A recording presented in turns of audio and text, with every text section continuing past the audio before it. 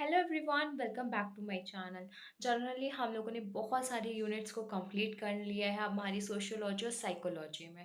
But हमारी rest of units जो हैं वो सच इतनी इंपॉर्टेंट नहीं है। आपको पता है, जो इंपॉर्टेंट यूनिट्स नहीं होते उसका हम लोग 2 से 3 ही टॉपिक को डिस्कस करते हैं। बट जो आज की यूनिट हम डिस्कस करने जा रहे हैं वो यूनिट है साइकोलॉजी में। Unit 8, psychological assessment and test. इसमें जनरली आपको टाइप्स और इंट्रोडक्शन इंपॉर्टेंट है। अगर मैं बात करूँ, ये आपके में एग्ज़ाम अगर टाइम में आता है तो जनरली 3 और 5 मार्क्स में, दैट्स इट। इसीलिए आप इस यूनिट से बेफिक्र रहें। और सबसे खास बात साइकोलॉजी की क्या है, अगर आपको कंटेंट पता है और उसकी मीनिंग पता है और डेफिनेशंस पता है, फिर आपको किसी चीज़ की ज़रूरत नहीं पड़ती, क्योंकि अगर आपको मीनिंग पता है आप एग्जाम्पल्स बहुत सारे ऐड ऑन कर सकते हैं। अगर आपने देखा होगा कि मैं अपनी साइकोलॉजी में रियल बेस्ड एग्जाम्पल देती हूँ, इसीलिए क्योंकि उससे लर्निंग फेज में इंपॉर्टेंट होता है, साथ ही साथ जब हम लोग लिखते हैं तभी भी हमें याद रहेगा। सो ऐसा साइकोलॉजी इतनी डिफिकल्ट नहीं है, बहुत ही फेवरेट सब्जेक्ट है मेरा। तो साइकोलॉजी एक इजी सब्जेक्ट है। इसमें सिर्फ और सिर्फ अगर आपको मीनिंग और एग्जाम्पल पता है तो आप इजीली कर सकते हो। साइकोलॉजी स्कोरिंग सब्जेक्ट, इसमें आपको कम कंटेंट लिखना और ज़्यादा मार्क्स को स्कोर कर सकते हो। तो अगर आप साइकोलॉजी को स्ट्रॉन्ग करते हो ना, तो साइकोलॉजी सोशोलॉजी, तो आप एनॉट और फिजियो के लिए एक बूस्टर रेडी कर ले रहे हो। क्योंकि जनरली स्टूडेंट्स की साइकोलॉजी और सोशोलॉजी वीक हो जाती है एनॉट फिजियो पढ़ते पढ़ते। अगर आप इसको स्ट्रॉन्ग कर सकते हो तो आप एनॉट फिजियो से इसको बूस्ट कर सकते हो। ये चीज़ आपके लिए हेल्पफुल रहेगी यूनिवर्सिटी एग्जाम में। सो मेरे अकॉर्डिंग आप अपनी साइकोलॉजी को स्टार्ट कर दीजिए, अपने एनालाइज करने, टेस्ट करने, रिव्यू क्वेश्चन के लिए। अगर आप ये सब चीज़ें कर रहे हो तो ऑल द बेस्ट, अच्छे से आपका यूनिवर्सिटी एग्जाम होगा। So without wasting our time, सबसे पहले हम डिस्कस करते हैं यूनिट 8 को। So let us start. As we all know, आज की वीडियो में हम डिस्कस करेंगे psychological assessment and test. Hopefully आपको साइकोलॉजी समझ में आ रही होगी। आपने हर एक चैप्टर को एनालाइज कर लिया, उसके नोट्स बना लिए, प्लस उसके review questions, that means practice question भी सॉल्व करे होंगे। अगर आपको साइकोलॉजी समझ में आ रही है, दैट्स वेल एंड गुड। अगर नहीं आ रही है तो आप इसके डेफिनेशंस को लर्न कर लीजिए, और बाकी जितनी भी मतलब उसके एग्जांपल्स होते हैं उनको लिखिए अपने तरीके से, और बुकिश लैंग्वेज की जगह अपनी लैंग्वेज को लिखना स्टार्ट कर दीजिए, आपके लिए ईजी रहेगा। अगर मैं बात करूँ, जो आपकी यूनिट 8 है, साइकोलॉजिकल असेसमेंट एंड टेस्ट, ये बहुत ही छोटी यूनिट है। इसमें सिर्फ 2 चीज़ इंपॉर्टेंट है, दैट्स इट। और ये बहुत ही जल्दी फिनिश भी हो जाएगी और बहुत ईजी है। सो हम स्टार्ट करते हैं कि इसमें जनरली आपको पढ़ना क्या है। अगर मैं बताऊँ, इसमें आपको असेसमेंट और टेस्ट के बारे में पढ़ना है, दैट्स इट। जैसे कि आपको पता है कि साइकोलॉजी एक साइंटिफिक रिसर्च है जिसमें हम लोग बिहेवियर और पर्सनालिटी के बारे में डिस्कस करते हैं। अगर आपको याद हो तो हम लोगों ने जब साइकोलॉजी की डेफिनेशंस पढ़ी थी यूनिट 1 में, तब हम लोगों ने देखा था कि हम लोग उसके बिहेवियर को डिस्कस करते हैं, जो कि एक एनिमल और एक ह्यूमन बीइंग को बताता है, राइट। और हम लोगों ने पर्सनालिटी में डिस्कस करा जब यूनिट 5 थी। Personality is the sum of activities that can be discovered by actual observation over a long enough period of time to give real information. आपको भी ऐसी ही डेफिनेशन लर्न होनी चाहिए। ये पर्सनालिटी की डेफिनेशन फर्स्ट सेमेस्टर में learn करी थी, मुझे आज भी लर्न है। क्यों? क्योंकि मैं रोज़ रिवाइज करती थी। एज सच आपको भी ऐसे ही रिवाइज करना है।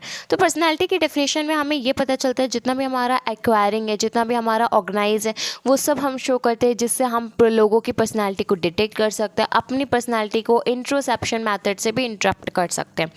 तो आपको पता है जो हमारा साइकोलॉजिकल असेसमेंट है, नेक्स्ट पैरा जो आपका दे रखा है उसमें ले रखा है, psychological assessment is the attempt of a skilled professional as usually a psychologist to evaluate thinking, learning and behavior of a person, be it general और specific। ये definition है साइकोलॉजिकल असेसमेंट की, जिससे आपको मतलब समझ में आएगा कि कैसे क्या है।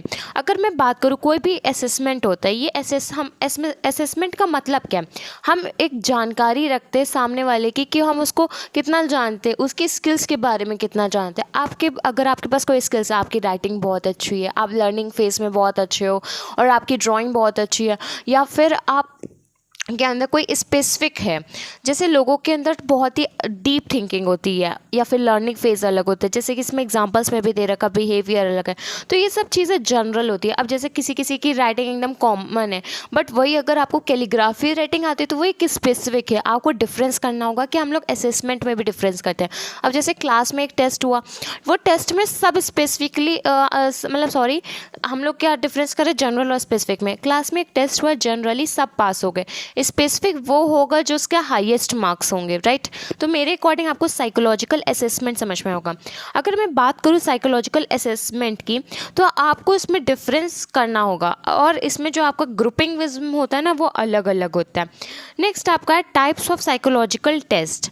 अगर मैं बात करूँ साइकोलॉजिकल टेस्ट, असेसमेंट का मतलब है आपको स्किल्स को असेस करना है, जानना है कि उसके पास कैसी स्किल्स है, हार्ड स्किल्स है, सॉफ्ट स्किल्स है। ये जब आप एप्लीकेशन ऑफ स्किल्स पढ़ोगे तब आपको यूनिट 9 में क्लियर होगा कि ये स्किल्स के टाइप्स कितने होते हैं, इसमें स्किल्स में कितने डिफ्रेंशिएट होते हैं, हम कैसे डिटेक्शन करते हैं, ये चीज़ आपको बाद में क्लियर होंगी। बट इस चैप्टर में इंपॉर्टेंट आपका साइकोलॉजिकल टेस्ट।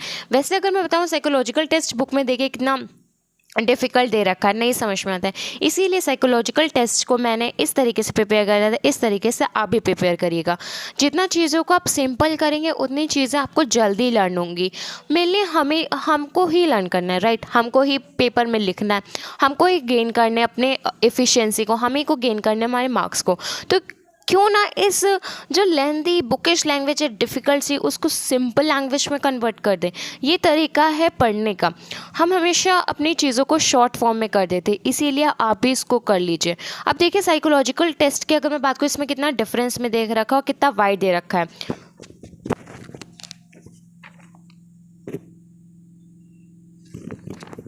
आपने देखा कितना वाइड दे रखा है। लेकिन अब अगर मैं बात करूँ हमारे साइकोलॉजिकल टेस्ट की, तो बस छोटे से पॉइंट्स में है।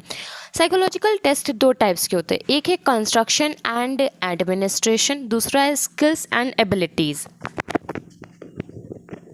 अब इसमें डिफरेंस क्या होता है। अब साइकोलॉजिकल टेस्ट मतलब कि आपके थिंकिंग का टेस्ट होगा, बट हम लोग दो मेथड से टेस्ट करेंगे, एक है कंस्ट्रक्शन और एडमिनिस्ट्रेशन।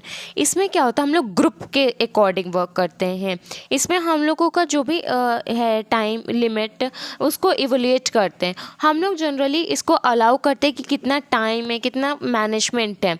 ये एडमिनिस्ट्रेशन का वर्क है, मतलब कि जैसे एकेडमिक ब्लॉक आपको पता है, जैसे कि आपको एडमिनिस्ट्रेट करते हो कोई भी चीज़ में, तो अब हम लोग कंस्ट्रक्टिवली वर्क करते हैं, तो ये उस टाइप से। स्किल्स एंड एबिलिटीज़, अगर मैं बात करूँ कंस्ट्रक्शन एडमिनिस्ट्रेशन, आप स्कूल कॉलेज के एग्जांपल लेके समझ सकते हो। स्किल एंड एबिलिटीज़ तो वो पर्सन पे डिपेंड करता है कि उसके अंदर कौन सी स्किल्स है, कौन सी अचीवमेंट्स है। तो अब हम स्टार्ट करते हैं। सबसे पहला है साइकोलॉजिकल टेस्ट, दो है अभी हम लोगों ने डिस्कस कर लिए। अब कंस्ट्रक्शन एंड एडमिनिस्ट्रेशन के अंदर है 4 points. Number 1 individual and group test. आपको पता, मैंने कहा था ना कि हम लोग कंस्ट्रक्शन एंड एडमिनिस्ट्रेशन को कॉलेज एंड स्कूल के थ्रू से समझेंगे। तो हमारा फर्स्ट पॉइंट है इंडिविजुअल एंड ग्रुप टेस्ट। अगर मैं बात करूँ, आपका इंडिविजुअल टेस्ट होता है, क्लास टेस्ट है या फिर एग्ज़ाम है, तो उससे आपके स्कोरिंग से पता चलता है। अगर आपका वाइवा है तो उससे आपकी नई स्किल्स पता चलती है। अगर लैब वर्क है या फिर डेमोन्स्ट्रेशन है, तो वो सब चीज़ आपको नई स्किल्स के एक्वायरिंग होती है, आप करते हो। और आपका जब टेस्ट होता है तब पता चलता है कि आप कितने में हो। ग्रुप टेस्ट भी होता है, जब आपका देखिए प्रेजेंटेशन होता है तब ग्रुपिज्म बनता है। या फिर आपका कोई प्रैक्टिकल होता है, जैसे कि हमारा भी न्यूट्रिशन का प्रैक्टिकल हुआ था, तब हम लोग उसमें ग्रुपिज्म में गए थे, तो वो हमारा ग्रुपिंग वर्क होता है, राइट। तो अब आपको चीज़ें क्लियर होंगी कि इंडिविजुअल और ग्रुप टेस्ट में क्या डिफरेंस होता है। अब हम लोग ये टेस्ट क्यों करते हैं, अगर हम बताएं, जैसे कि आप इंडिविजुअल हो तो आपकी खुद की एबिलिटीज़ हैं, खुद की स्किल्स हैं, बट जब ग्रुप में हो तो आपको एक्टिविटीज़ और स्किल्स को मैनेज करना पड़ता है। अगर आपके अंदर लीडरशिप क्वालिटी है ना, तो आप अपने ग्रुप को लीड करोगे। अगर आपके अंदर लीडरशिप क्वालिटी नहीं है तो आप उसके अंडर में वर्क करना सीखोगे। साथ ही साथ हर वक्त आप मैच्योरिंग नहीं दिखाओगे, कभी कभी आपको एज अ चाइल्डिश वे में भी लेना पड़ता है ना चीज़ों को। तो इस तरीके से हम लोग इंडिविजुअल एंड ग्रुप टेस्ट को लाएंगे।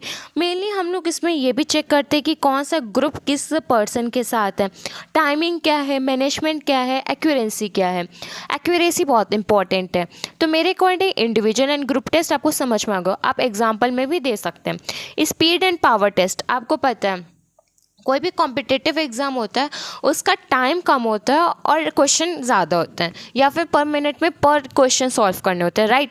ऐसा क्यों होता है, उससे वो मेनली टेस्ट और एग्ज़ाम इसीलिए होता है, जैसे हम स्टूडेंट की स्पीड को चेक कर चुके, स्टूडेंट की पावर को चेक कर चुके, स्टूडेंट का माइंडसेट चेक करें, क्योंकि उसके अंदर कितनी मेमोरी है, वो इतने कम टाइम में इतने ज़्यादा क्वेश्चन कैसे कर सकता है। अब एक मैं छोटा सा एग्जाम्पल देती हूँ। नॉर्मली एग्ज़ाम 3 घंटे का होता है, यूनिवर्सिटी का बता लियो या फिर बोर्ड से, नॉर्मली कोई भी एग्ज़ाम हो 3 घंटे का एग्ज़ाम हम लोग लेते हैं स्कूल कॉलेज का, राइट।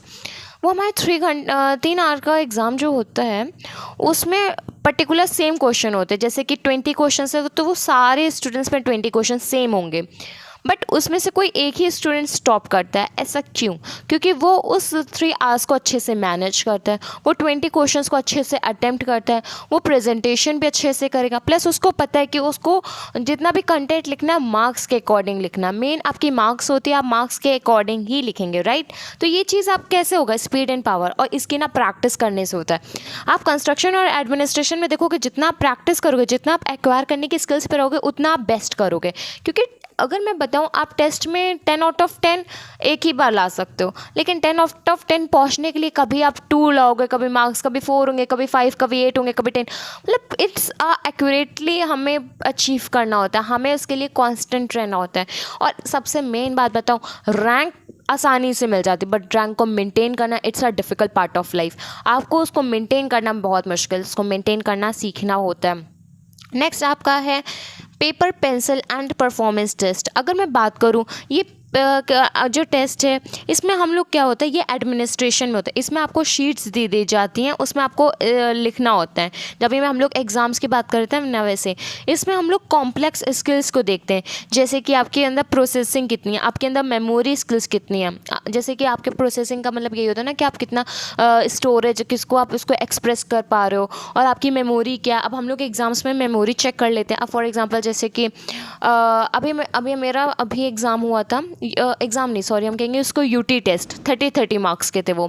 उसमें हमारा नर्सिंग फाउंडेशन फर्स्ट के एग्ज़ाम सब सारे हुए थे, मैं इंसिडेंट बता रही हूँ नर्सिंग फाउंडेशन फर्स्ट का। उसमें क्वेश्चन आया था 2 मार्क्स का, ट्रेकीपीनिया एंड ब्रेडीपीनिया। बहुत ही ईजी है, ब्रीदिंग रेट हाई हो जाता है, ब्रीदिंग रेट लो हो जाता है।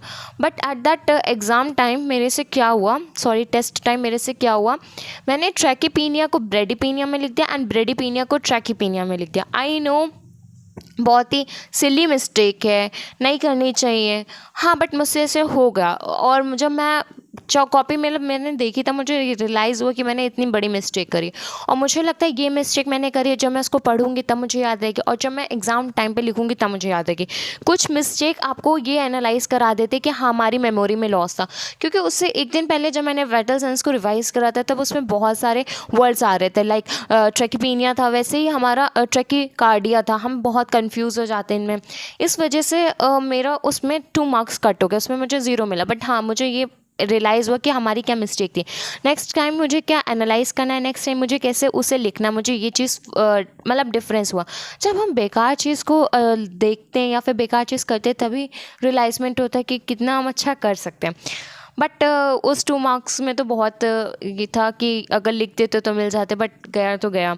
ये था कि हम लोग जो लिखते हैं ना, तो वो मेरी मेमोरी टेस्ट था, उस मेमोरी टेस्ट में मेरी मेमोरी लूज़ है, इसीलिए मैं एग्ज़ाम से पहले सिर्फ और सिर्फ रिवाइज रखती हूँ।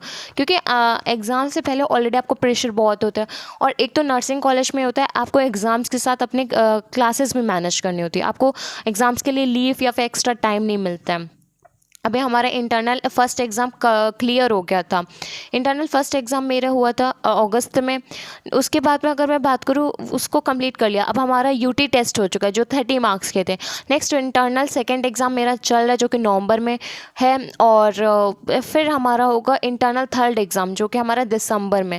नेक्स्ट हमारा यूनिवर्सिटी एग्ज़ाम आएगा।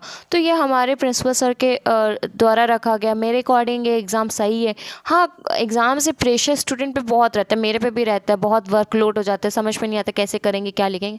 बट ये सब चीज़ें बहुत ज़्यादा अच्छे से मैनेज करनी हमें को सीखनी होती है। इससे प्रैक्टिस इंक्रीज़ होती है। अगर आप सोचोगे प्रैक्टिस कैसे इंक्रीज़ हो रही है, तो आप कंटिन्यूसली वहाँ बैठते हो, लिखते हो, सोचते हो, उससे पहले कुछ तो पढ़ते हो, रिवाइजमेंट होता है, आपकी स्किल्स इंक्रीज़ होती है, आपकी मेमोरी प्रोसेसिंग, ये सब paper pencil pen performance test है। फिर कंप्यूटर एसेस टेस्ट। आपको पता है आजकल बहुत सारे एग्ज़ाम कंप्यूटर बेस्ड भी होते हैं। कंप्यूटर बेस्ड एग्ज़ाम इसीलिए रखे जाते हैं कि जो एवरेज क्वेश्चंस हैं उनको भी वो डिफ़िकल्ट कर देते हैं। वो प्रोग्राम को देखते हैं कि बच्चों के अंदर लेवल ऑफ एबिलिटी कितनी है। वो वेस्ट टाइम करते हैं आंसरिंग क्वेश्चन में, वो कभी कभी इतने हड़बड़ी में गलत आंसर कर देते हैं। तो ये होता है कंप्यूटर एसेस टेस्ट। ये कंस्ट्रक्शन और एडमिनिस्ट्रेशन में इसमें हम लोग बहुत सारे टेस्ट करते हैं। ये जनरली टीचर्स द्वारा करा जाता है, इससे स्टूडेंट्स की एबिलिटीज़ को चेक करते हैं। नेक्स्ट हम लोग ये स्किल्स एंड एबिलिटीज़ ये हम किसी भी पर्सन में चेक कर सकते हैं, जैसे कि अचीवमेंट, वो उसके अंदर क्या अचीवमेंट है, एप्टीट्यूड क्या, इंटेलिजेंस क्या, इंटरेस्ट क्या, पर्सनैलिटी क्या, neuro psychological, occupational, specific, clinical. तो आपको पता है ये सारे टेस्ट हम किसी भी पर्सन में देख सकते हैं, चाहे वो ओल्ड एज का हो, एडल्ट एज का हो, या फिर स्टूडेंट हो या फिर ना हो, तो वो हम लोग मैनेजमेंट कर सकते हैं। बट अगर आप इसकी बात करेंगे तो इसको याद करने की ट्रिक है P is equal to A square I square. P से है पर्सनैलिटी, A से एप्टीट्यूड अचीवमेंट, आई स्क्वायर मतलब इंटेलिजेंस एंड इंटरेस्ट।